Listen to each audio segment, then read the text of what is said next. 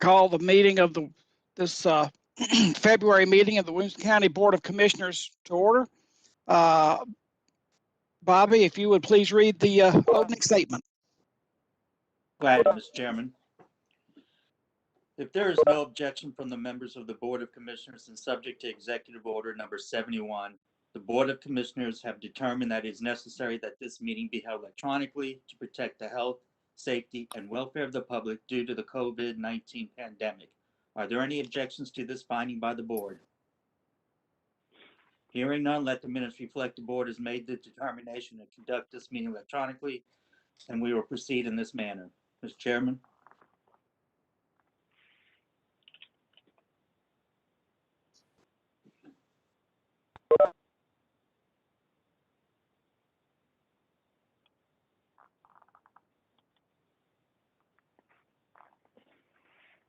You're muted, Tommy.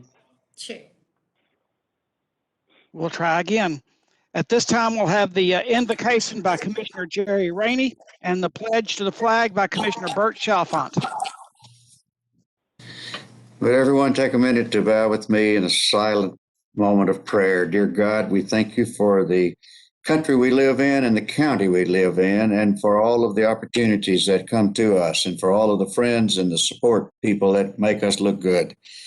Tonight, as we enter into working with Williamson County business, we ask for your guidance with level heads and serious consideration of the business matters that we attempt.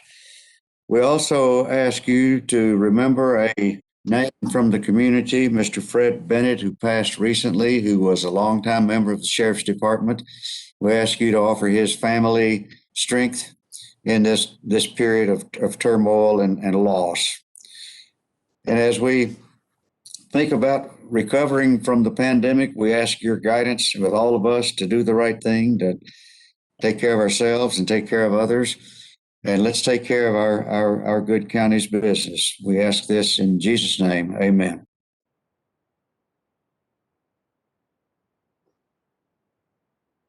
Bert? Let us also remember Robbie Anglin, wife of the former assessor Dennis. I pledge allegiance to the flag The flag of the of the United States of America and and to the republic for for which which it stands, one one nation, under God, under God, indivisible, indivisible, with with liberty. liberty and justice for all.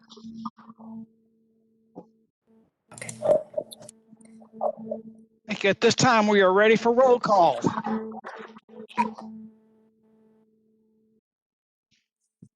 Please mark your buttons.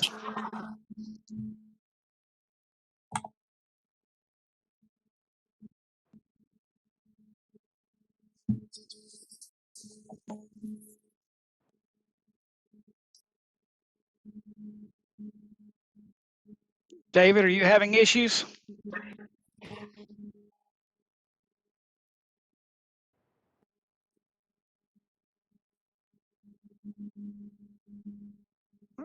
Call the roll, please. 23 present, 1 absent. Commissioner Hudson absent. Thank you. At this time, we have approval of the minutes. These were all emailed to you. We'll entertain a motion for the minutes. Make a motion to accept. Rainey. We have a motion. We're using our buttons now for our motions. We have a motion by Chad Story, a second by Matt Williams. Are there any additions or corrections to the minutes? Hearing none, I assume you're ready to vote for the approval of the minutes.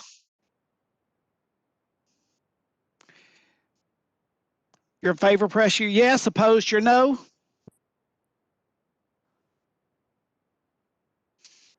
Anyone wishing to change your vote, do so at this time. Record the vote, please. 23 yes, 0 no. The minutes are approved. Did we have any email citizens communications? No, sir. We did not receive anything. Okay, we did not. So, and I ask as For suspension of the rules then for in public, we did not have any emails, so we will go on past that. To communications and messages, again, we ask that with no objections, we will suspend citizens' communications. And we have one late filed resolution that was in your packet, resolution 2-21-7. If there's no objections, it is on your agenda. We will hear that one. Seeing no objections, is added to the agenda. Next, we have reports of county offices. Mayor Anderson.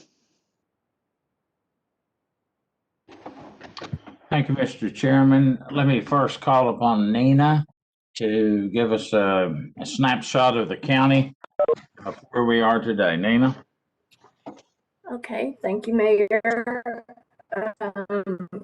In your packet tonight, we have several reports. One is the budget report for month end of December.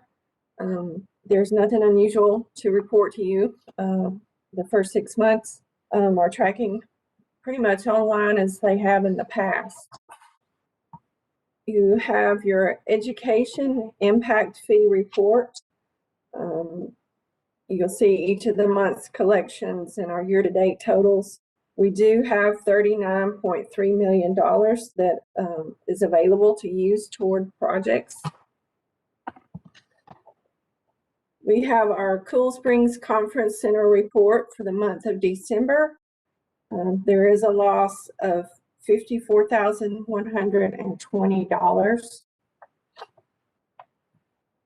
Also in your packet is the December privilege tax report.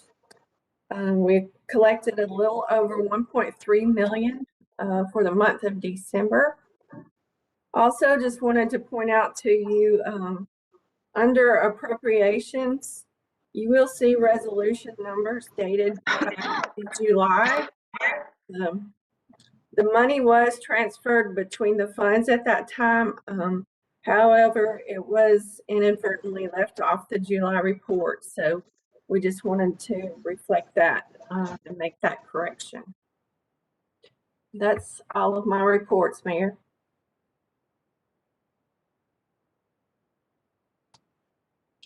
Thank you, Nina. Tommy, can I go ahead and ask, or do you want to ask if there's any questions of Nina first?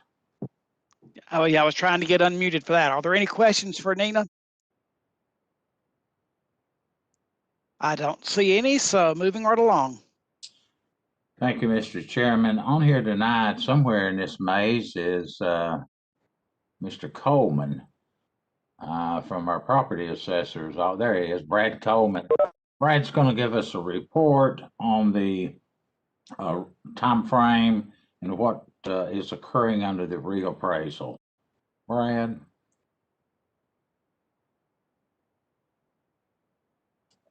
Brad, you're muted. All right. I am trying desperately to get this started here. Can you hear me there? We can hear you now. Okay, I've went through 2 computers. I'm now holding a phone, so I apologize for that. But I appreciate you having me on here, Mayor and Commissioners. Roger's asked me to come and give a kind of a snapshot of where we are in the reappraisal process.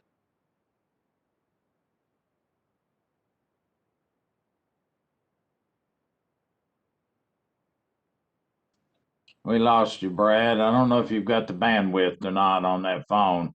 Try it again.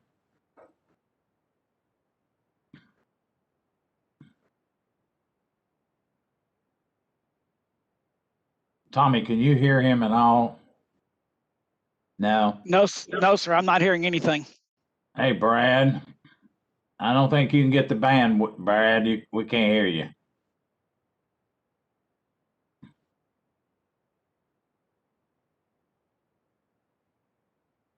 Mr. Chairman, if I could, let's turn Brad off and maybe he can get on by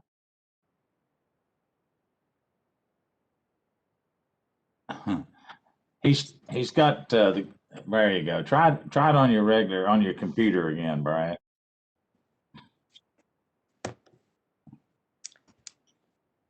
All right.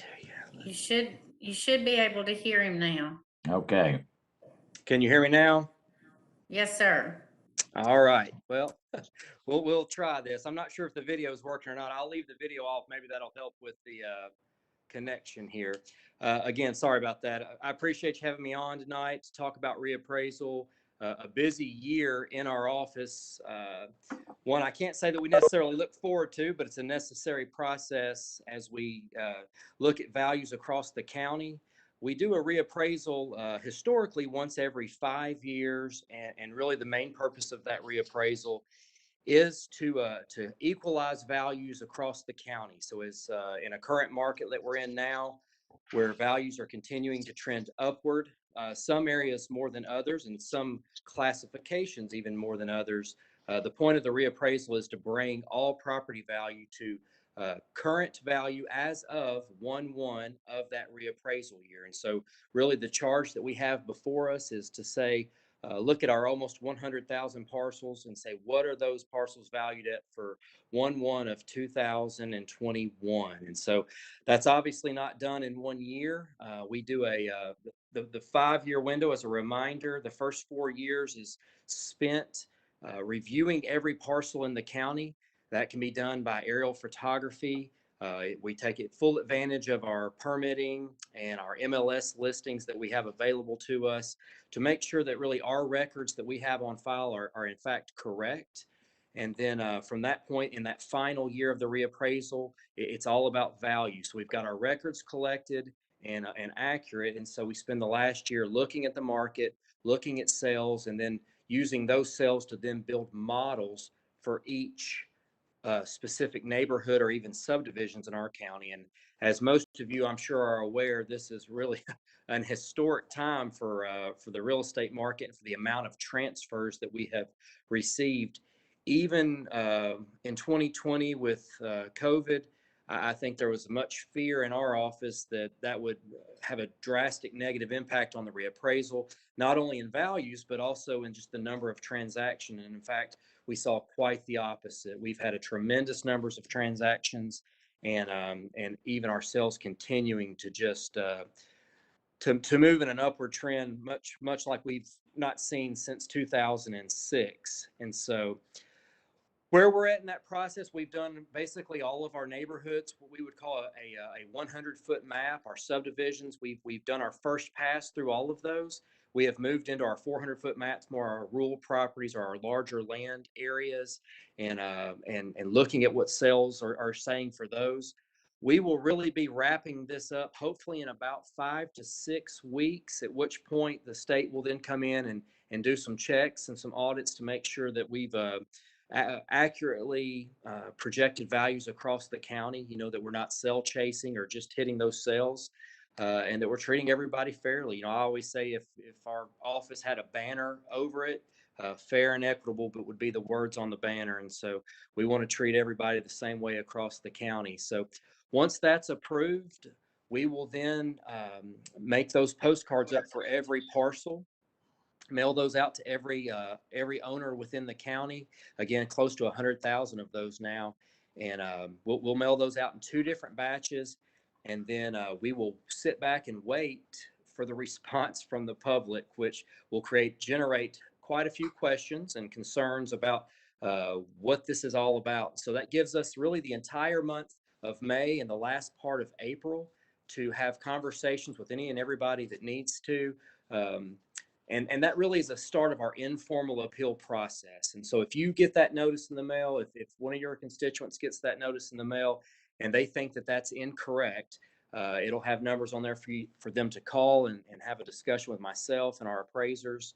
And that's an informal appeal. Really, it's just a conversation where the taxpayer has an opportunity to present evidences of why they think that value may be incorrect, and gives us opportunity to make sure our records are correct, and then really talk about what the market has shown with the numbers that we're looking at. Past that point, we'll move into a county board of equalization in June, made up of 5 members of our county that you guys actually approved last year for a 2-year term. And that's a time for the taxpayer. If they don't agree with what our office thinks, those members are unaffiliated with our office, and it gives kind of a fresh start just for them to bring some information in and have that conversation. 99% of our appeals will be settled at that level. Beyond that, you can go to the state board and even into court. But for the large majority of our cases, if they're not settled at the informal level, they will be settled at the County Board of Equalization level.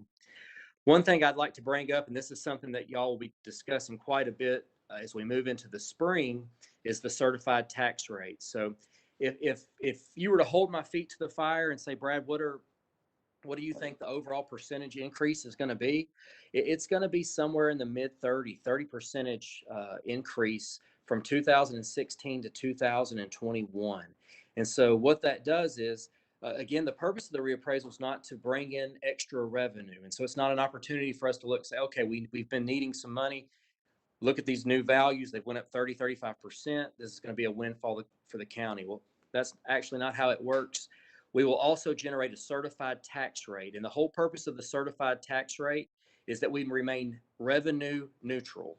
And so we can't bring in additional revenue just because of reappraisal.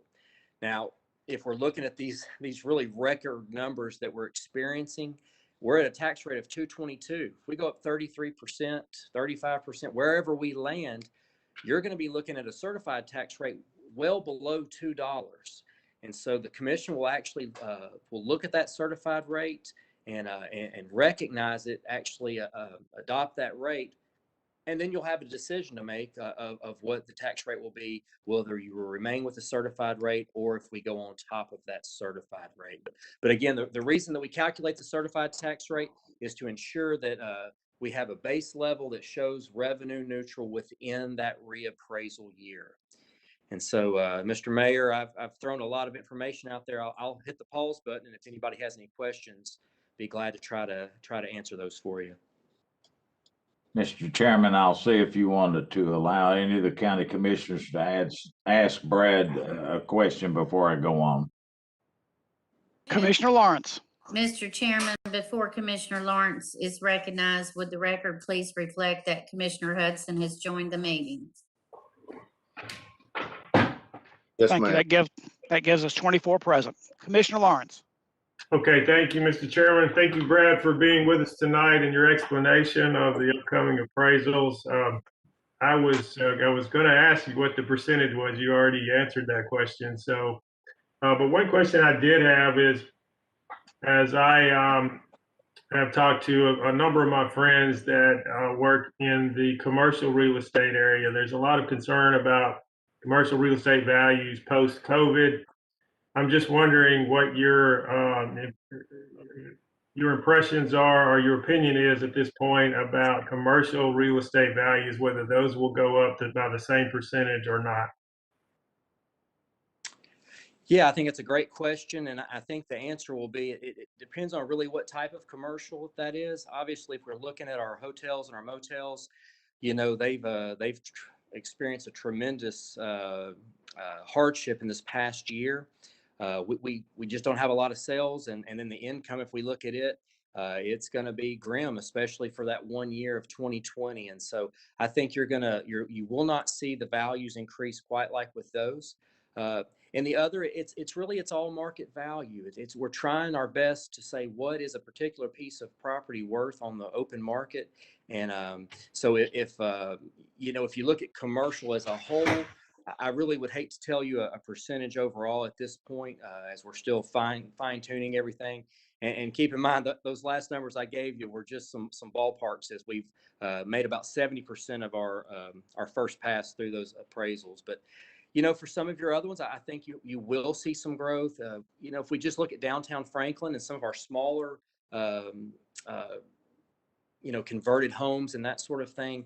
If you're in the downtown area, some of those values have really went up tremendously, even in the past year. And so it really depends on the classification of that commercial property as to what happens. I think the most negative affected from last year would definitely be our hotels and motels, and that'll be reflective in the value that we place on there. Okay, thank you, Brad. Yes, sir.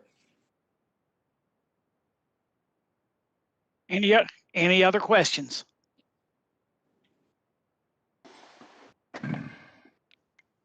Commissioner Williams. Brad, thanks for coming out and speaking tonight. I have a question. I think I've heard in the past that statutorily reappraisals can occur anywhere between 4 and 6 years. Is that correct? Yes, sir, that is correct. And then I know we've always done it at 5 years. Has there ever been any given thought to changing it to 4 years? I mean, given that we're kind of in the growth curve of where we are and appraisals seem to be going up so fast, is there some thought potentially to do it potentially in, quicker increments? Yes, sir. That's a very topical question there for you, Mr. Williams.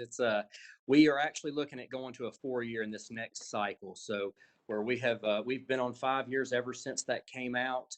I actually turned in some paperwork to the state, to the Division of Property Assessments actually today to let them know our intentions of moving to a 4-year.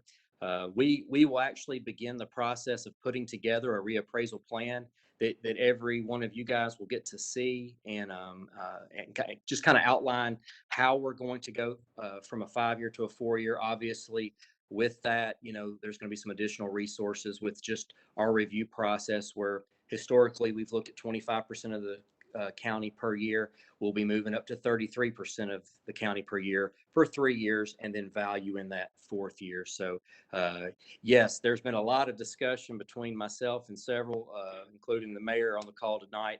And that is my goal, to move to a 4-year, really to accommodate your concern. The less time you have between reappraisals in a typical market, the less swings that you're going to have. And so the less dramatic those increases would be. There's also a couple of other reasons that we would look at doing it. There's been a lot of discussion at the legislature about a sales ratio being applied. And I don't want to get too deep in the woods, but what I will tell you is moving to a 4-year will help with some of that in our appeals as well. Yeah, no, I appreciate that. I mean, conversely, if you were a more rural county that wouldn't experience growth, it can make sense to go to 6 years, where you don't have as much change in the appraisal. So, yeah, it's a thought I've had. I appreciate the discussion. Thank you. Yes, sir. Are there any other questions? Not seeing any. Thank you, Brad. Mr. Mayor. Thank you, Mr. Chairman. On the call tonight is Kathy Montgomery, our Public Health Director. I've asked her to give us a conversation on what's going on out at the Ag Center and the public health, vaccines, and for the testing. Kathy? Thank you, Mayor. This is Kathy. Good evening, everyone, and appreciate the time to share a little bit of information. Just wanted to let everyone know that we are continuing to follow the state's vaccine distribution plan. And since our last meeting, eligibility has really minimally changed, but it includes ages 70 and up. And I say minimally kind of with a snicker, because when the state put out the release, we had over 4,000 seniors that registered that very first day to be on the priority wait list, and it actually stalled the sign-up system for the entire state because of Williamson County. So we do have a lot of people that have registered in that system trying to wait on their turn to get a COVID vaccination. And let me just say that while we have adequate supply of vaccine, our appointment scheduling system is still not foolproof.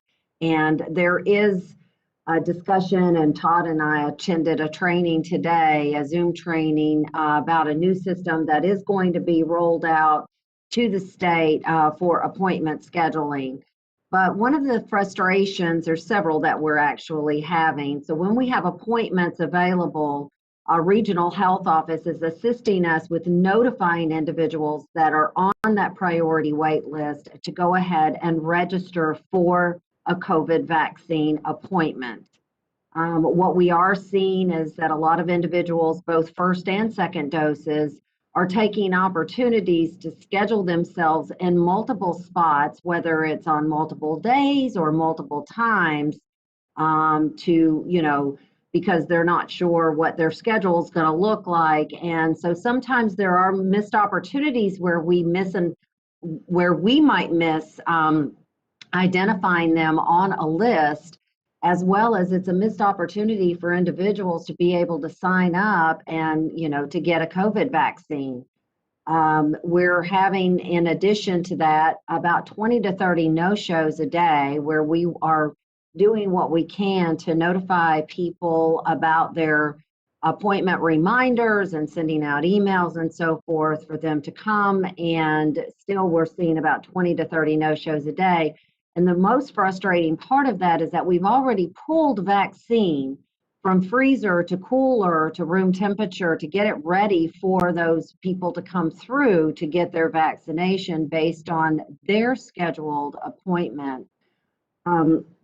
I will tell you that another frustration has been, and I'm sorry to try to be a little negative tonight, but we're still doing great work out at the Ag Center, is that we're not, for whatever reason, we're not filling up our appointment slots. We have, we're making pushes with the regional health office to notify individuals to sign up to get their COVID vaccine. The call centers assisting us in many, many ways. They're calling down the priority wait list to get people signed up or to get them registered and get them an appointment. And I will say that even I last week made probably about 150, 175 calls, and probably more than half of those, 2/3 of those, individuals said that they had already received their COVID vaccine either through Vanderbilt or another county. So Todd and EMA came up with a brilliant idea to go ahead. Maybe we need to kind of poll people. They've signed up about a month ago. Let's see what's going on. So they actually sent an Everbridge alert out last Thursday or Wednesday to about 3,000 people just to kind of poll them and see if they still wanted to remain on the wait list or did they want to be removed because they had already received their vaccine. And their results were, we had probably about 2,000 people that had answered that poll through that Everbridge call. And it was about 50-50 that wanted to stay and wanted to be removed from the list. So our regional health office has been cleaning up that line list so that when we're pushing over appointment notifications that they're not going unanswered because people have already received their vaccine. And that could still very well be the case. We're hoping with this new Microsoft scheduling system that we'll be able to eliminate people registering or signing themselves for appointment slots, and duplicating our efforts or their efforts, I should say. But I will tell you that once we went through the system, it has a lot of features that will definitely make improvements, at least for registration and for our staff. Unfortunately, though, it appeared just from the first training that we went through that it is a little more difficult for what we think our residents will be able to manage or navigate. So we're just hopeful that more training is going to be provided prior to implementation. I will also just say briefly that we are vaccinating now 6 days a week. We vaccinate every Saturday and we're vaccinating on holidays. So it's not surprising. Our team is tired. They're vaccinating and they're hitting it hard every day. And our goal is 700 at least on Monday, Wednesday, Fridays, and at a minimum of 400, which we're doing way more on Tuesdays and Thursdays.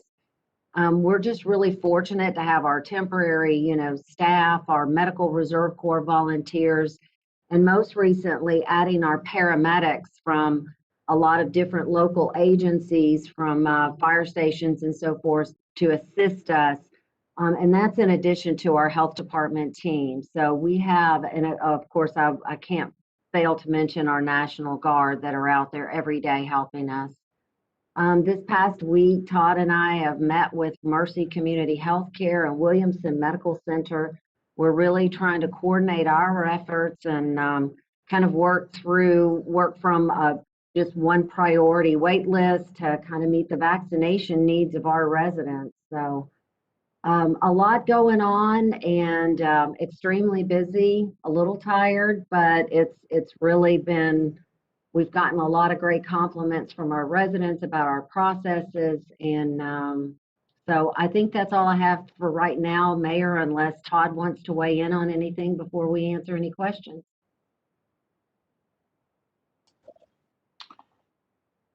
Todd, do you have anything to add?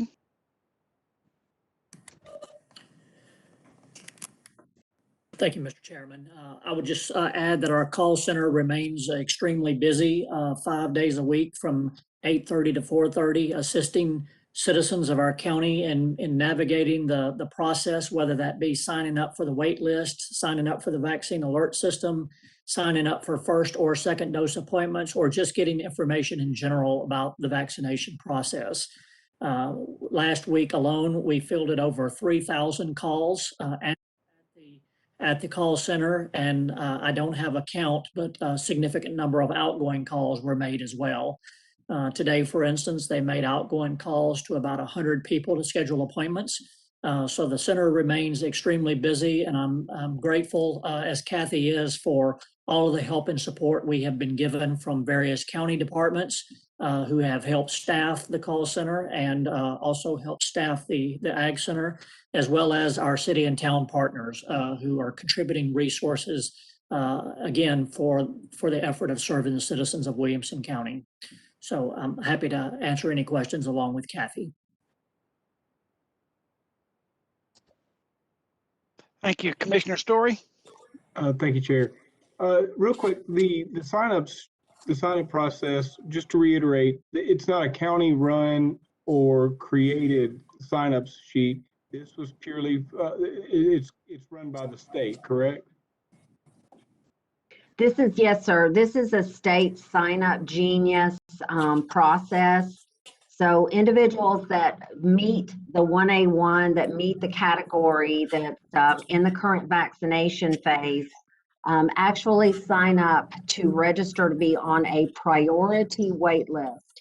So when we actually have appointment slots available, for example, last week they did a push of about 3,000 names off of our wait list and moved them over to send them emails and to send them notifications that it was their turn to sign up for a COVID vaccine. And they sent them the link and the code to be able to go in and register themselves for a COVID vaccination.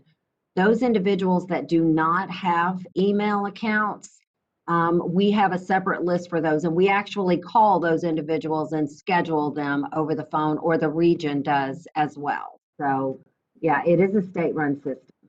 Yeah, and I think that was part of the kind of concerns or points that a lot of the I think the 70 plus when that group became eligible, they, you know, as you said, there was a huge flood of people signing up, and then as the vaccination locations became a little more expansive, Vanderbilt, Williamson Medical, and things like that.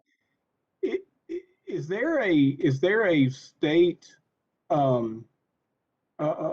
don't know what's the best way to put it, but it just seems like there was maybe an allocation from the state that wasn't coming to the vaccination areas like Williamson Health, our local health department, because Vanderbilt seemed to be waiting for people to sign up, or at least had availability. But is that because they either got a larger supply or just a lower understanding or a smaller understanding that they're also a location, so that's the reason why they were always available? We just seem to be overwhelmed, while some of these other locations had more availability. Well, I can tell you, Commissioner, we have availability and we have a supply of vaccine, and we are ready to get rid of it. Yeah. So we're trying to get people signed up, and, you know, what's, our call center, like I said, is really very, very helpful in starting on that priority wait list and trying to help us, start to call people and let's get them scheduled, especially when we have open, appointments available, especially same day. So Yeah. today, for example, we had lots of appointments available and they filled those appointment slots. But the sign-up sheet is just for your location. Is there sign-up sheets for Vanderbilt and Williamson Medical? Yeah, I think that Williamson Medical, I believe that they are utilizing the wait list and, and they're actually calling. So they, they only have probably about 100 doses right now in the 100 slots. So they're calling those individuals to schedule them. I'm not certain how Vanderbilt is doing their scheduling. Todd might know, but I'm uncertain. Okay, thank you. I think that was, like I said, that was the biggest thing that I had was a lot of folks were, I think we were, as you said, there was a large wave of people signing up.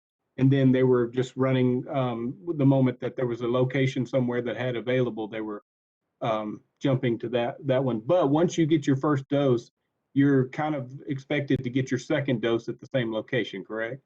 That's correct. Now, we have had some instances where we've had people from out of state or, that have, come from California or have just recently moved to this county where they got their first dose in another state. And so we are definitely accommodating those individuals. But yes, if they're going to Rutherford or Dixon County, yes, the expectation is that they're going to go back to that county.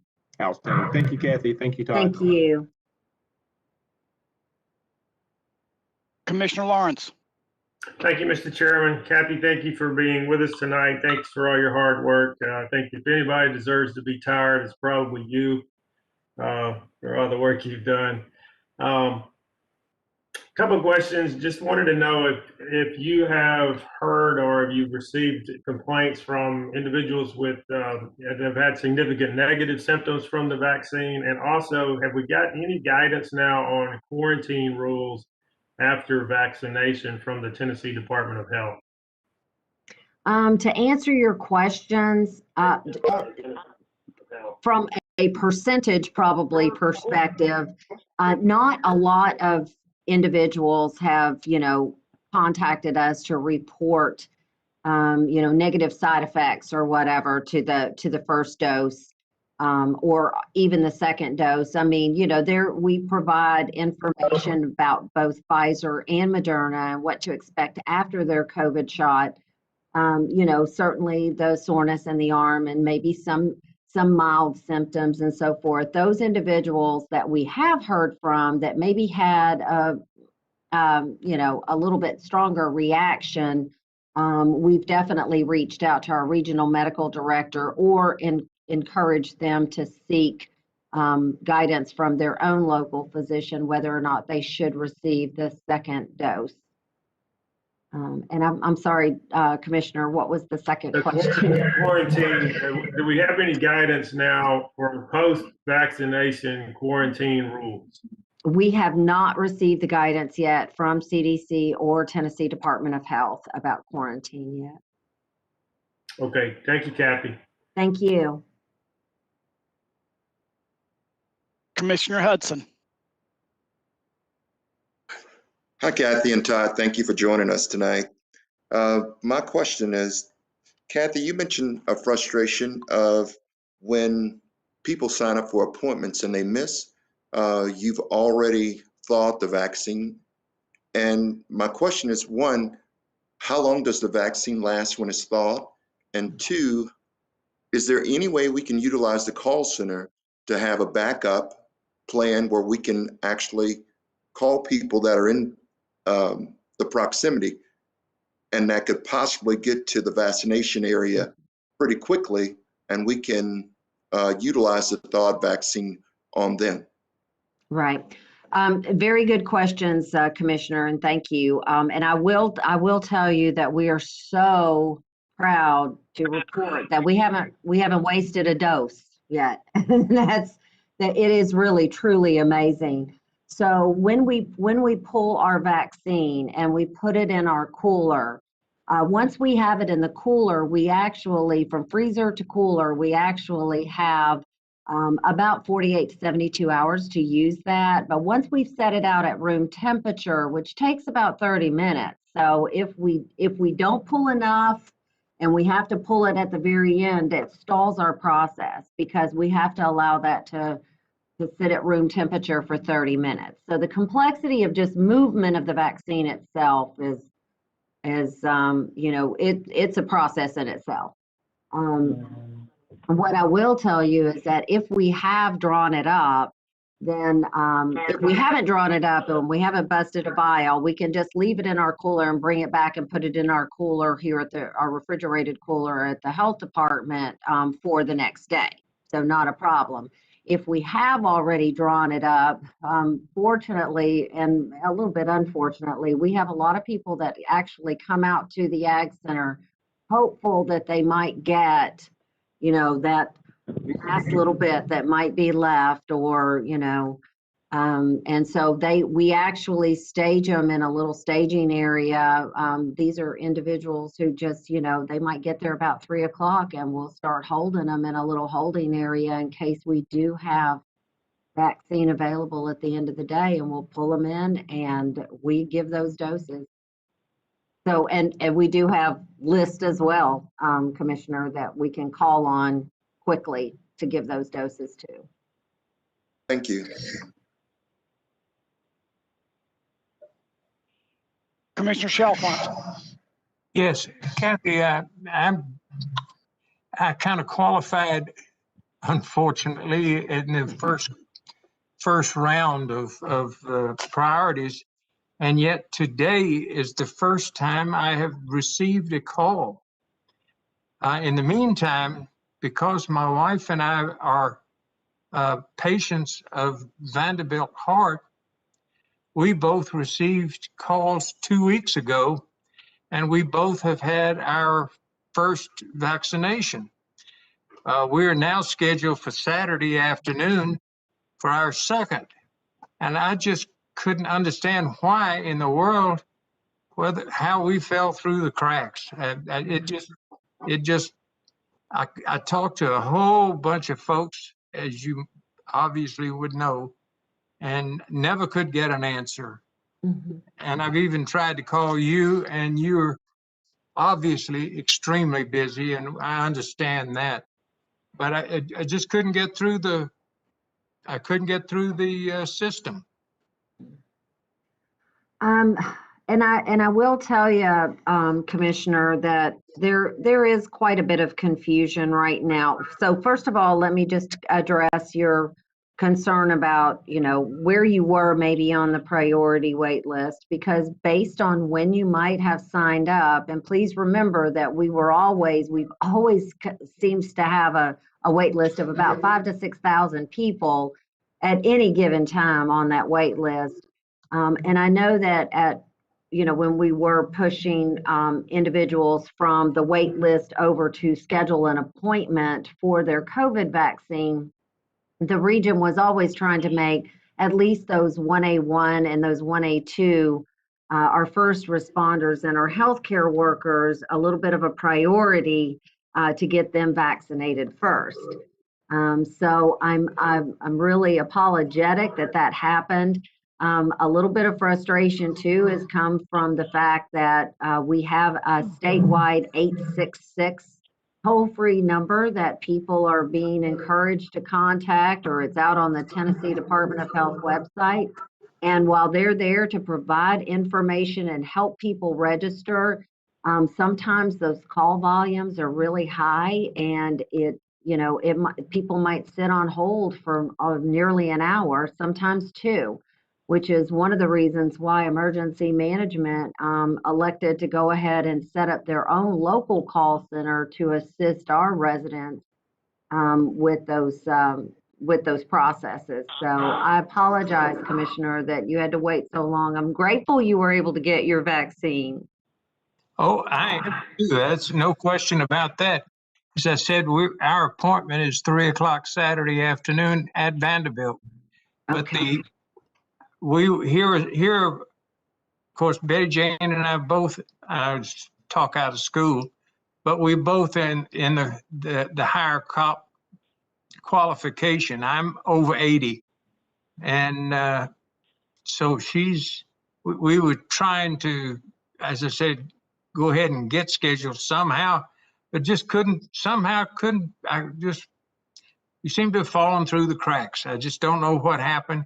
And both of us, being basically retired, could have responded and been really on the spot within hours rather than not getting a call at all. That's the other thing. Anyway, so much for my venting, and thank you very much for everything you're doing. Thank you, sir. Commissioner Jones. Kathy, thank you for being here tonight. I was just wondering or could you give me an estimate when we might be at 1B?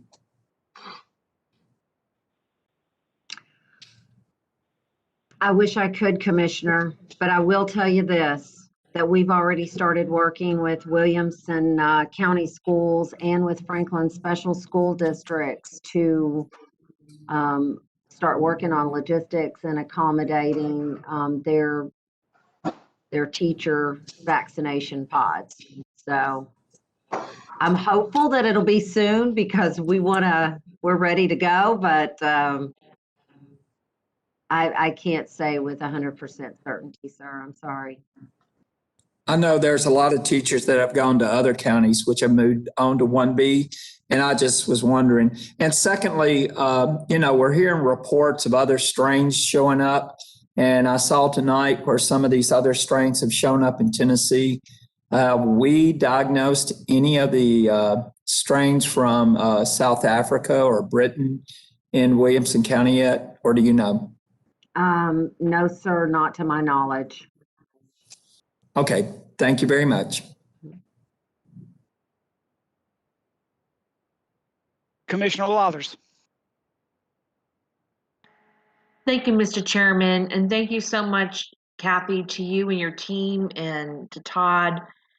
And I just want to make sure that I'm clear based on the discussion tonight that really it's folks' responsibility to go online and register when they are within the correct prioritization and provide their information, and they can continue to check to see if there's openings. But then also, besides the state number, we have our phone people who anybody can call if they're having a trouble on the computer, and they can sign up that way. I have heard from my people that it's working really well. Am I correct in the process? Yes, ma'am. So once they do register for to be on the priority wait list, yes, ma'am, they'll get an email notification telling them that they have been registered for the wait list. Okay. When it's their turn to get an appointment, to make an appointment, they'll get an email alert saying, hey, and I think it really does say this, it's your turn to sign up for a COVID vaccine. And it gives them a 4-digit code for them to enter. And this is the process currently, but I can't, we're getting ready to move to a new appointment scheduling system, so it could really be different. But yes, they're encouraged. So if they register, they must check their email pretty regularly in order to know. The other thing that's supposed to occur is that the regional or state health office is also supposed to be generating an Everbridge alert to people within like a 24 to 48 hour period saying, hey, check your email because you've been sent something from the Tennessee Department of Health about a COVID vaccine. So it's kind of a little reminder to them. And then, after that, then unfortunately their name comes off after we push them off the wait list. Then it comes off the wait list. And if they don't respond within that time period, then they have to re-register on the priority wait list again. but our call center has been amazing to get people registered. So yes, we strongly encourage, if they are having any difficulty or don't know if a lot of people don't know if they've registered or not, so they'll call the call center just to validate and verify it. And I don't know if Todd wants to add anything more, but that's our process right now. Thank you so much, Kathy. And then just my final question was, if we are moving to like a Microsoft type system, is that going to be challenging for staff to transfer the data from one operation to another? What would that look like? I'm sorry, I'm chuckling. Probably, yeah. I'm sorry, I'm just thinking like, a few of us on the commission might be able to volunteer for data entry. I'm just saying. Well, and we take all the help we could get right now. And I'll be honest with you, Commissioner, we only saw a 1 hour snippet of it this afternoon at 2 o'clock. So I don't know how, logistically how they're planning to move appointment slots. Are we going to start appointment slots, starting the 15th of March where we don't have appointments built out yet? So there's still a lot of questions out there for us. Thank you so much. Commissioner Mason.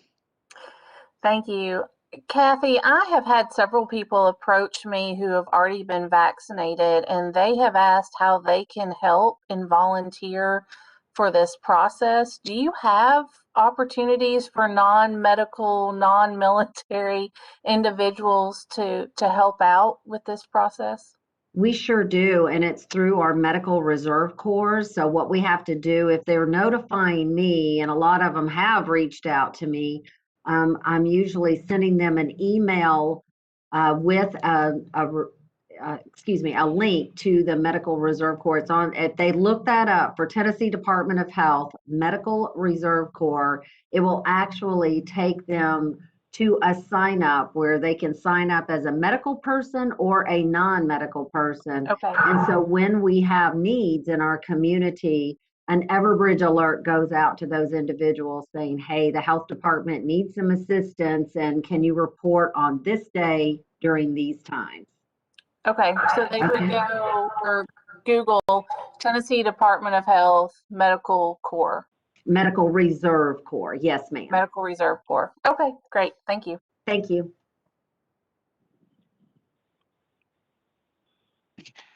I'll ask one question that came up at church yesterday. If someone like this person was in their 80s has recovered from COVID, they were wondering about should they still get the vaccine, and if so, how long after they've recovered? Yes, they're still encouraged to get the vaccine. And as long as they are out of their isolation period for COVID, which is that 10-day isolation period, they can go ahead and get their vaccination, is what our protocol is right now. Thank you. Are there any other questions? Seeing none, going back to the mayor. Thank you, Mr. Chairman. I've got one last thing, but I do want to say thanks to Kathy and Todd and Hannah and all the people that put in the many, many hours out there, and our own elected, other appointed, and different staff members that we're sending out on a daily basis, working in our phone bank, and even some people coming over here helping out in the clerk's office through the hallways. So it's been a family effort to do this, and I don't see it going away anytime soon. My final comment, Mr. Chairman, is many of you are familiar with Public Chapter 1101. It's the state law mandating that counties and municipalities create a countywide growth plan. It's the growth plan that establishes the urban growth boundaries of the cities, as well as the rural areas, and our planned growth areas of the county. Our growth plan was adopted by Williamson County and the 6 municipalities in the year 2000, and we haven't altered that since. As you know, under the comprehensive plan that you approved last spring, calls for the county and the municipalities to collaborate on a joint growth management plan focusing specifically on the urban growth boundaries. In talking with staff and looking at the tools that are available to accomplish these ideas that I'm bringing forth, we'll be amending our growth plan by taking some steps here over the next weeks and months. We've done some preparatory work to explore what those processes would involve. I have already reached out to the mayors of all 6 municipalities. Our staff has been reaching out to other city planners to discuss what our plans are in the future. Just as soon as we get more info, I know you all wanted to hear from Kathy and Todd and Brad. I'll answer any questions.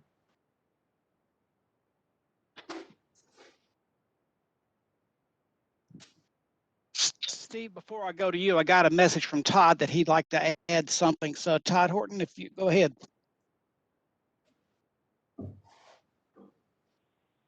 Thank you, Mr. Chairman. I was going to just simply address Commissioner Chalfont's comments because I'm sure others on this call may have similar concerns. And as Commissioner Chalfont indicated, I think he said that he was called today from our center. I want to assure people they haven't been lost in the system. As Kathy mentioned, we had over 6,000 people on our wait list that fall in the 75 and older category, as well as the 1A1 and 1A2 population. And unlike Vanderbilt, which was administering 1,000 doses a day, according to the information that they produced, we were not receiving that amount of vaccine. We were receiving much smaller doses of vaccine. And so we've been methodically going through our list as fast as we possibly could with the vaccine that was made available to us. There are still a significant number of people aged 75 and older, and in the healthcare industry and in the public safety sector that still have not been able to receive their vaccine yet. And these additional 4,000 plus individuals that are 70 and up may actually be on this wait list for several days, if not weeks, while we still wait on vaccine and while we still maneuver through the process of what we're able to deliver in a course of a week. So we just encourage people to be patient with us and realize that the call will come. A number of people that we are reaching out to are, as Commissioner Chalfont also mentioned, has already received the vaccine or is scheduled to receive the vaccine somewhere else, and that's fine too. But it doesn't mean that they still won't get a notice from Williamson County, because if we're not aware that they received the vaccine somewhere else or that they've been scheduled, when their turn comes on our wait list, they will still be contacted. Unfortunately, this is creating some confusion among the population. They're wondering why they're getting a call from us when they've already gotten the vaccine. The simple answer is we're not aware that they've received that vaccine somewhere else in order to take them off of our wait list. So again, we just thank everybody for their patience as we work through this process, and to be assured that we are working as quickly as we possibly can to provide vaccinations to as many people as want them. Thank you for allowing me the opportunity, sir.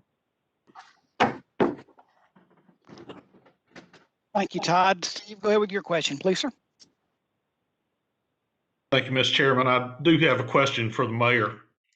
I believe I saw where the state of Tennessee reached a legal settlement with a marketing PR firm, whatever, that was involved in the opioid crisis. That was the crisis before the current crisis that we're in now. And I know we had participated in pursuit of legal action against some of the players in the industry. Is there any update now that Tennessee has apparently reached a settlement on part of their efforts? any update on our efforts, where that stands, and what we might expect? Commissioner, if you don't mind, let me let Jeff Mosley, who's had almost weekly conversations with the AG and other interested parties. Jeff? Yeah, the settlement that you're discussing was with a consulting group. It is rumored to have been around $500 million. Some portion of that will come to Tennessee. That was not part of the litigation that we filed against the manufacturers and the distributors. This was a consulting group that out of New York, and I'm blanking on their name because I want to say McKisson, and it's not McKisson, but it's something very close to that. McKisson's one of the manufacturers. So that will be distributed according to the settlement documents through the state, and then will be distributed either through the health regions or may come down to the locals, or may be grant applications that local entities have to make. We don't know the details of that yet, and we haven't seen any definitive documents. We were not a party to it. That was exclusively the AG and none of the local governments. And thank you, Commissioner Morton. It's McKinsey is the consulting firm. So from that standpoint, there will be some dollars flowing to Tennessee.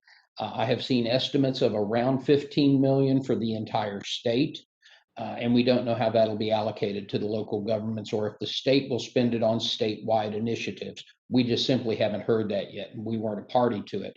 As to the other actions that are going on, there are constant negotiations, as the mayor mentioned. I'm not going to get into the details of that too much until we're ready to come back to the commission in a closed session dealing with our litigation strategy and or settlement negotiations. I don't want to get too far ahead of anything there, but you may have read in the news, and so I don't mind talking about the fact that it appears there is a proposed settlement with the Purdue Pharmacy as a manufacturer that may involve them and the Sackler family, who is the major owner.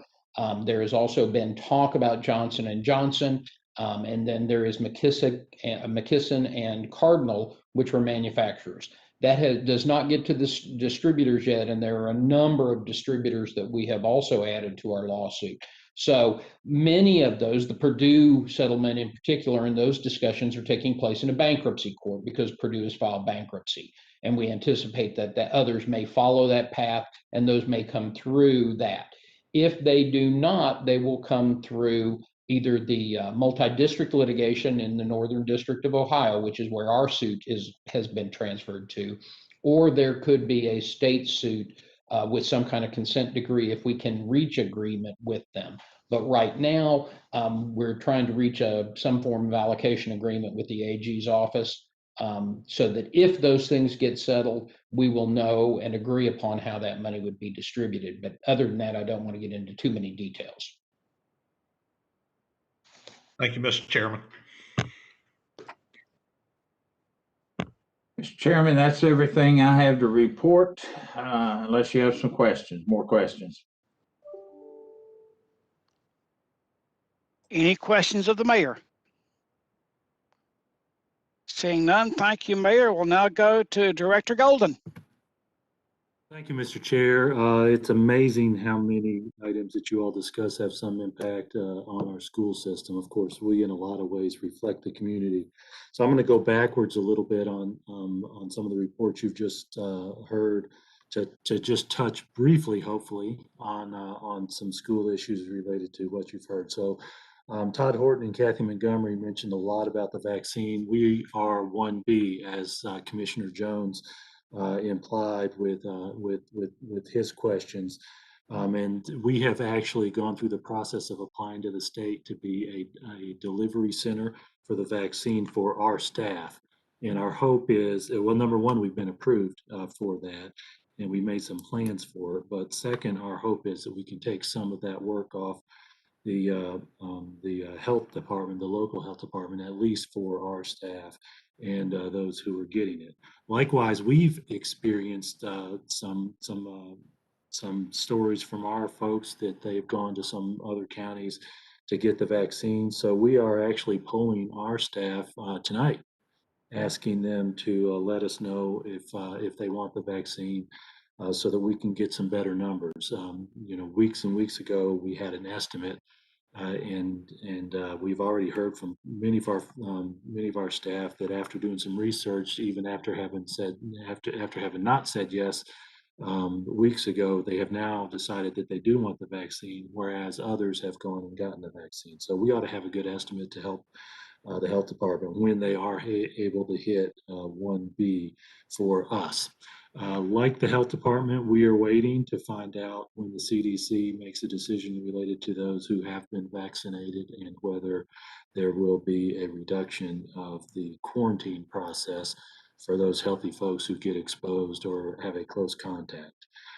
For us, for our operations, that close contact in quarantine is a significant daily issue for us that we continue to monitor and have very close contact. And I say that not to mean that we're physically in contact, but we communicate daily with the health department to track our folks.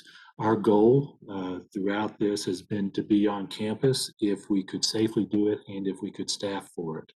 And I will tell you, these past 3 or 4 weeks have been pretty incredibly encouraging compared to what we've gone through up to this point. The community numbers have trended down for the last almost exactly a month. And that's been similarly true for our community, for our staff and our students. So at the moment, we happen to have all but 3 grade levels of one elementary school on campus. It's a touch and go day by day challenge for us as positive cases impact quarantine. So we continue to strongly encourage our folks, if you're sick, stay home. We're wearing masks to try to minimize the impact of that, of course, and we're socially distancing when we can. As part of that, of course, there were many state agencies involved in that. You may have heard that there was a window of time where the governor and TSSAA had set up a structure with 2 different rules that prevented our cheerleaders from participating in some of our activities. The governor lifted that effective February 1st, a week ago today. And we're still continuing to be careful with our safety protocols, hoping that we can stay on campus as much as possible. I did want to let you know, in reference to some of what Brad Coleman talked about, that as of November 27th, which is our 100th day of school, about a week and a half ago or so, we were at 40,462 students. That's pre-K, early childhood through 12th grade. We started the year at 39,990 at the end of month 1. So we've gone up somewhere around 500 or so students over the course of the year. We were down about 1,500 at the beginning of the year. So we've recovered about a third of those numbers. That is a widespread statewide issue for public schools as a result of folks' response and reaction as an individual family to the pandemic. I also want to let you know that when you all talk about the valuation of the property, we see and are impacted by it really in 2 ways. One is the detail of what Mr. Coleman talked about with the tax rate. And second is the value of the penny. And you all, I know, talk about that at budget time. When we see the value of the penny slowly grow, what we find is that typically means that a large tract of land has become a neighborhood, and the value goes up because the property gets parceled out and gets improvements. And the next step is people move in, and we have some growth. So we have seen that go up some, and I know that that's something you'll be working on over the next few months with the mayor and with the county's finance department. We have to start every budget year with a 3% fund balance. That for us this current year is just under 11.9 million. One of the things we traditionally do about this time of year is do our annual purchases for buses. That's on your agenda tonight. and we typically take that out of fund balance. I want to let you know that if you approve this, Rachel Farmer, our Assistant Superintendent for Finance, tells me that if you do approve that, then our fund balance will be upon our committing those funds, $10,712,000, which is about 1.2 million below that fund balance. So that's pretty much in line with where we normally are. So we're encouraged by that, given the budget year. Also, in the context of our numbers, we have not fully hired based on our budget. We have a little over 40 positions that we didn't hire, largely in what's called the instructional component of the DEP because of the number. So I wanted you all to know that when we hit those budget times in the next few months, that knowing that we had a reduction in student numbers, we did not fully hire, even though we had budgeted funds for it, again, to be conservative in what we're doing. So with that, Mayor and Mr. Chair, that is my report. Are there any questions? Thank you, sir. Moving on, Williamson Medical Center. Do we have anyone online for a report?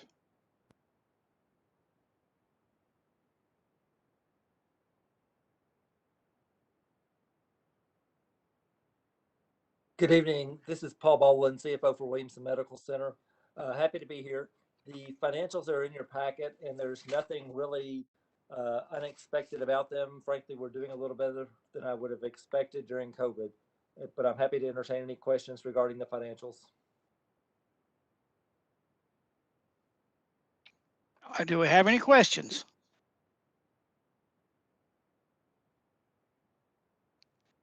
Saying none, thank you, Paul. Appreciate you being here.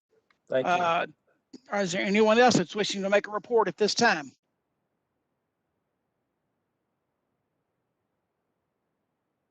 All right, seeing none, moving on to appointments.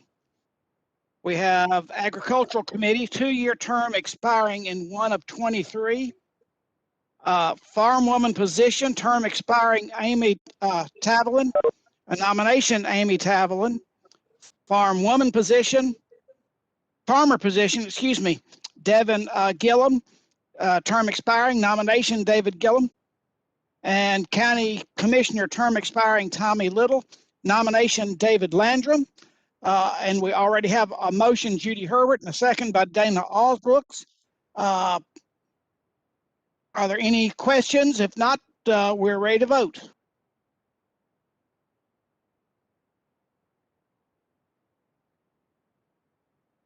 If you're in favor, press your yes. Opposed, your no.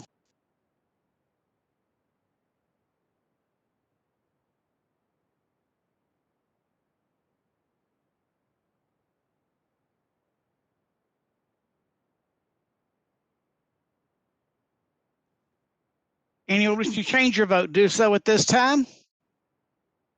Record the vote, please. 24 yes, 0 no. Okay, appointments are made. Next, we have the consent agenda, which just consisted of the notaries. At this time, we'll entertain a motion for the consent agenda. Motion by Dana Alsbrooks, second by Commissioner Jennifer Mason. Soon we're ready to vote. If you're in favor, press your yes button. Opposed, your no.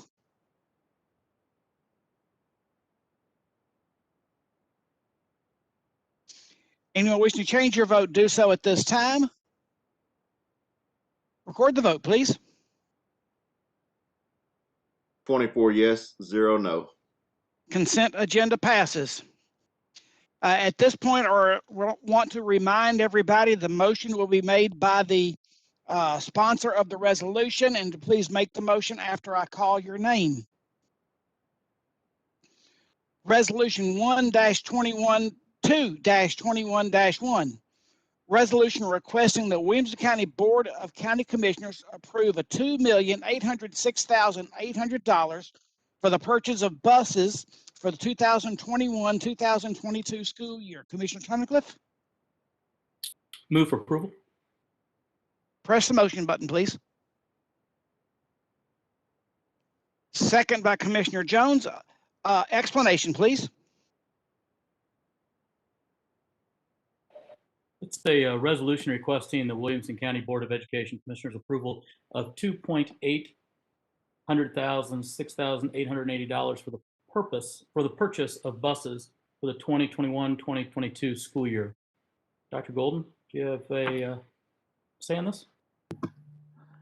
Thank you, Mr. Tunnicliffe. This is what I alluded to, our annual request for replacement and growth buses. Replacement buses must happen if they're either 18 years old or have 200,000 miles on them, whichever occurs first.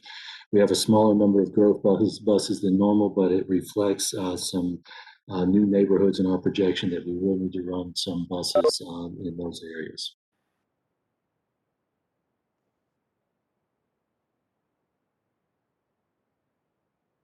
Thank you. Are there any questions?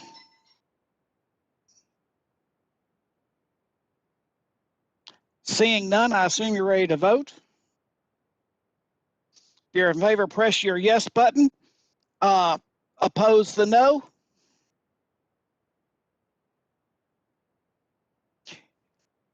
Anyone wishing to change your vote, do so at this time. Record the vote, please. 24 yes, 0 no. Resolution passes. Resolution 2-21-2, resolution amending the 2020-21 general purpose school budget, $234,735, and transferring 15 special assistant positions from federal to general purpose due to inadequate federal funds. Commissioner Tunnicliffe, the motion, seconded by Commissioner Jones. Explanation, please. Thank you, Mr. Chair. Resolution amending the 2020-2021 general purpose school budget, $234,735, and transferring 15 teacher assistant positions from federal to general purpose due to inadequate federal funds.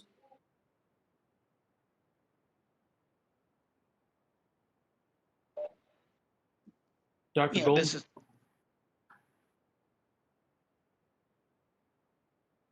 I'm sorry, Mr. Chair, I missed that.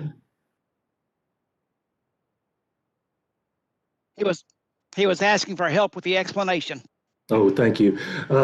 Thank you. There's a reduction in federal funds for the necessary special education teachers assistants that need to be shifted to general. To give you all a quick perspective, we have somewhere around 6,600 students with disabilities who either have an individualized education plan or what's called a 504 plan, other than gifted. I did not count the gifted students in that number. And we have a little over 600 special education teachers assistants that are selected due to those individualized plans that require that additional assistance.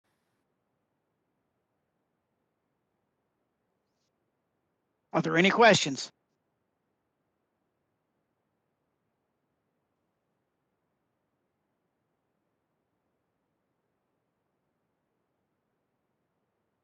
Commissioner Williams. Yeah, thank you, Mr. Chairman. Jason, in here it says that you received an amount over from the state that you're going to help to use the fund. How much of that will help fund this?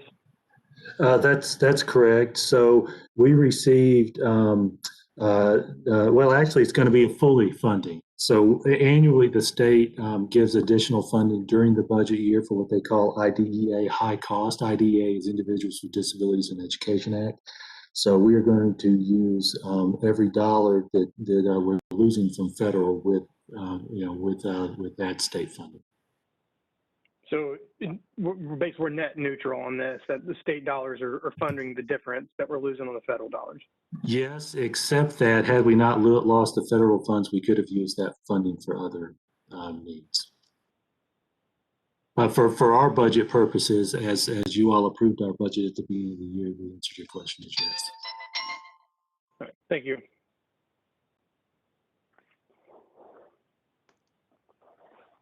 Commissioner Smith. Thank you, Mr. Chairman. Dr. Golden, would you speak on the situation regarding the federal funds? What happened there? Most federal funds, Mr. Smith, are based on what we think of as Title I funds, which are some poverty measures. Somewhere around 2% of our budget is funded by federal, and it just tends to creep down on a regular basis because of that. Thank you.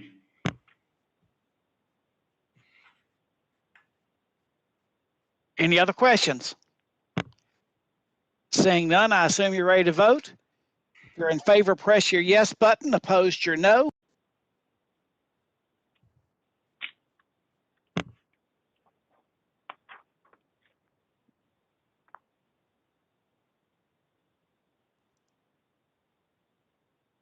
Anyone wishing to change your vote to do so at this time? Record the vote, please. 23 yes, 1 abstain. Resolution passes.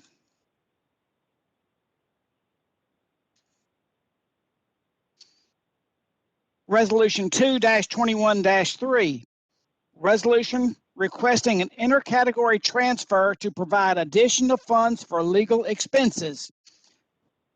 Commissioner Tunnicliffe, Commissioner Dwight Jones II. Explanation. I forgot to give the committee reports on all these. I just remembered. School board was 12-4-0 against. Education committee was 6-4-0 against. Budget committee was 5-4-0 against. Explanation, please.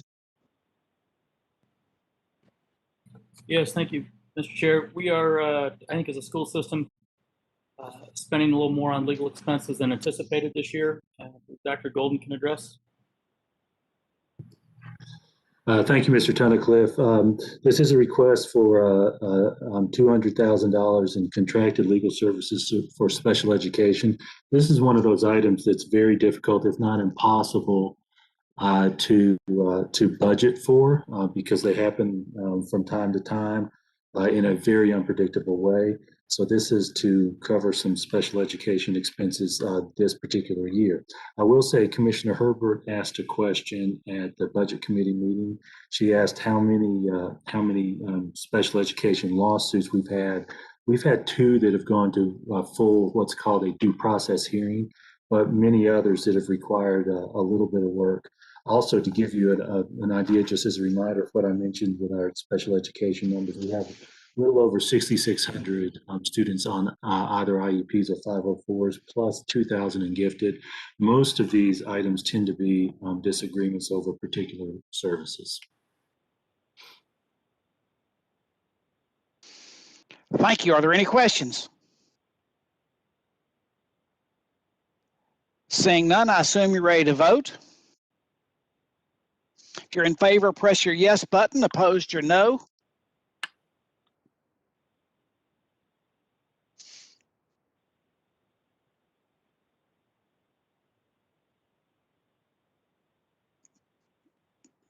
Bert, are you having issues?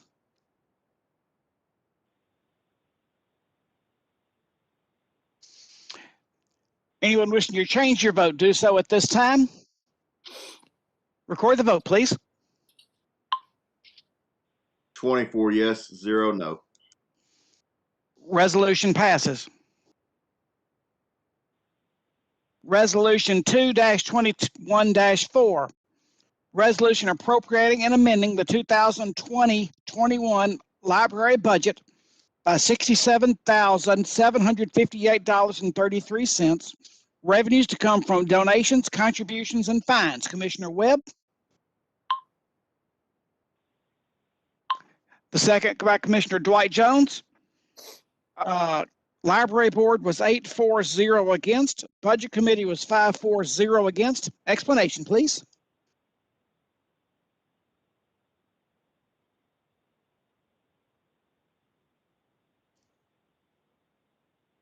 Commissioner Webb, are you there for the explanation?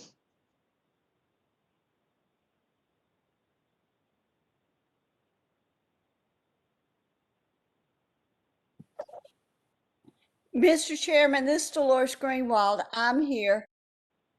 It's to move library fines and donations and move them into the operational line items. Thank you. Are there any questions?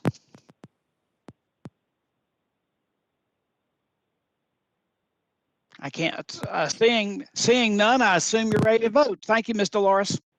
If you're in favor, press your yes button. Opposed, your no.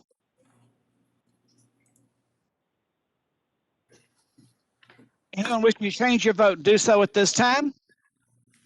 Record the vote, please. 24 yes, 0 no.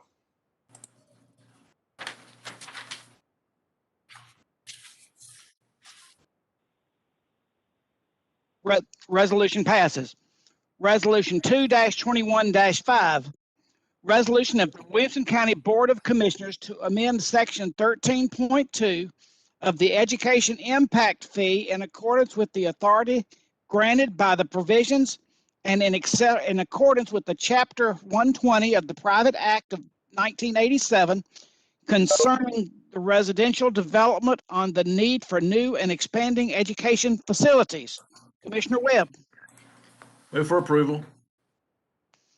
Commissioner Tunnicliffe the second. Budget Committee was 5-4-0 against. Explanation, please. Can you hear me now?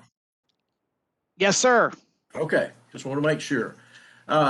This is part of the impact fee rules that we have to have, and if there's any questions on this, I will defer to Nina so she can get into the detail. Do we have any questions? Seeing none. Whoops, was that a question that popped up? Oh, went away. All right. Seeing none, I assume you're ready to vote. If you're in favor, press your yes button. Opposed, your no.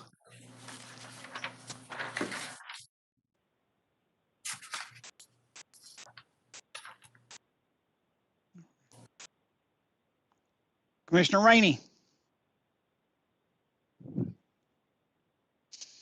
And you'll wish to change your vote, do so at this time. Record the vote, please. 24 yes, 0 no.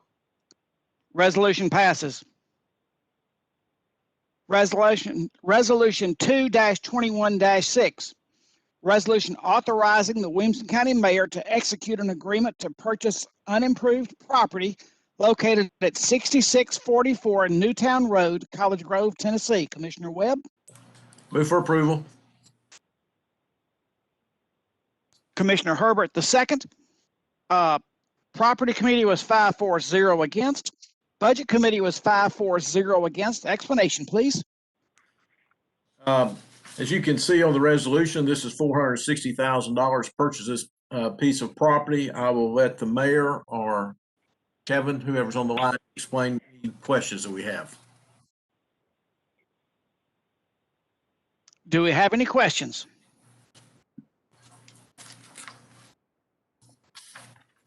Seeing none, I assume you're ready to vote. If you're in favor, press your yes button. Opposed, your no.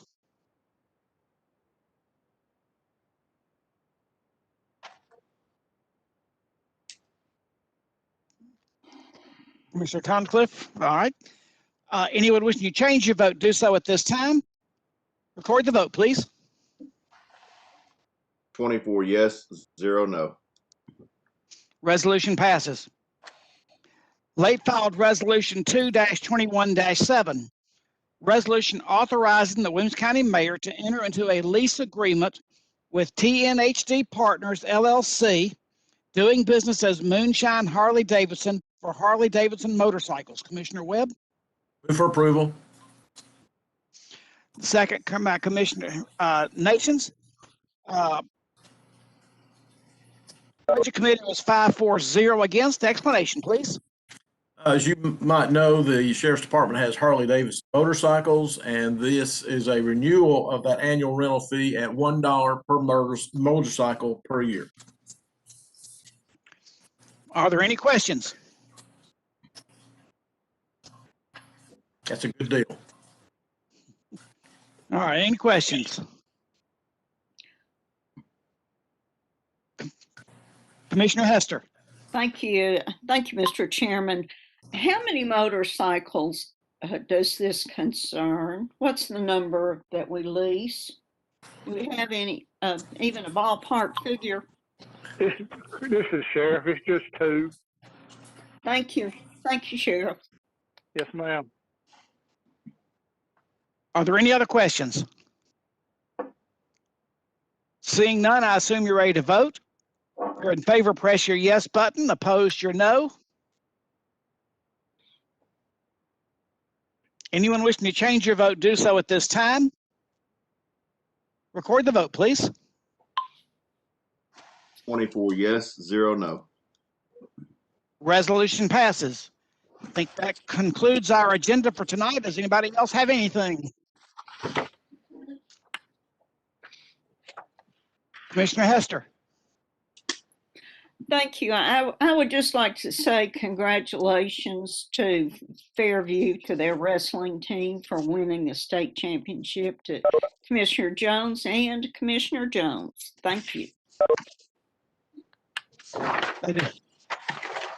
Motion to adjourn, Mr. Chair. Commissioner Webb. Without objection, we are adjourned.